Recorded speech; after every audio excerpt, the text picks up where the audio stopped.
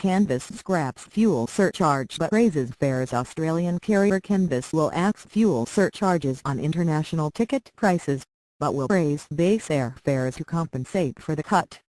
The airline said on Tuesday that fares would not change, because the surcharge would be absorbed into base fares. The move comes despite a call for the airline industry to cut fares on falling oil prices. But Qantas said airfares were very competitive and lower than when the surcharge was introduced a decade ago.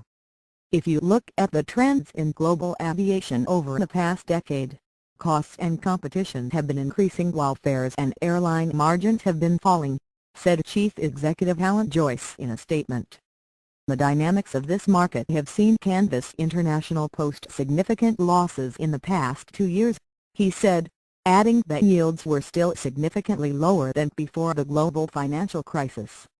The national carrier is recovering from the heavy losses and announced last month that it expects to post its best first-half result since 2010. That compares to its record at $2.8 billion, $2.2 billion, pounds 1.5 billion net loss in the 12 months to June last year. Oil's impact. Oil prices have fallen 60% since a peak in June, and in December the International Air Transport Association IATA predicted that average return fares for passengers would be more than 5% lower this year.